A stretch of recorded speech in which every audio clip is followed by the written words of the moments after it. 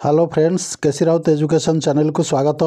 केंद्र सरकारी कर्मचारी और पेंशन भोगी माने अष्टम वेतन कमिशन आयोग को उत्सुकतार सह अपेक्षा करथिले एवं सरकार सेमानंकु एही उपहार देइछंती।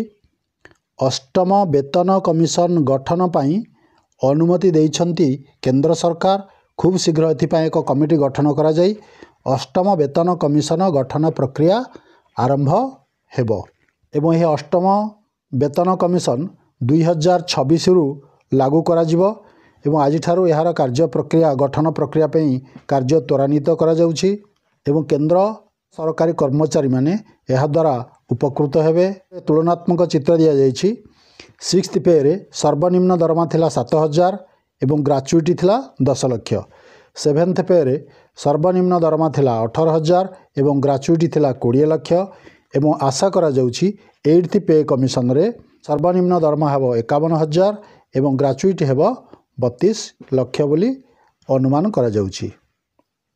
केते बढ़िबो दरमा? केतेक रिपोर्ट रे दर्शा जाइछि अष्टम पे कमिशन फिटमेंट फैक्टर को 2.57 रु 2.86 को वृद्धि करिवे। सप्तम पे कमिशन रे फिटमेंट फैक्टर थिला 2.57, अष्टम रे एटा 2.86 को वृद्धि करबा को प्रस्ताव देई पारंती। 186% वृद्धि पाए बोली आशा करा जाउछि।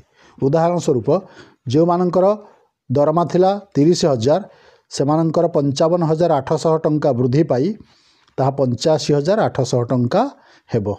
7th पे रे सर्वनिम्न दरमा थिला 18000 जोटा कि 51000 को वृद्धि पाइबो एवं सर्वोच्च दरमा थिला 2.5 लाख बा 2.5 लाख ताहा 7 लाख हेबो बोली अनुमान करा जाउछि। निश्चित भाव में यह केंद्र सरकारी कर्मचारी मानक पई एक खुशीर खबर। केवल सरकारी कर्मचारी नुहंती पेंशन भोगी मध्य यही अष्टम वेतन कमिशन रे उपकृत हेबे। सेमानकर पेंशन 30% पर्यंत वृद्धि घटी पारे बोली आशा करा जाउछि। आशा करुछि वीडियोटी निश्चित भाव आपण मानको सहायता होइथिबो। जदि मो चैनल नुआ ताले सब्सक्राइब करबा को भूलिबे नहीं। रहिली, धन्यवाद।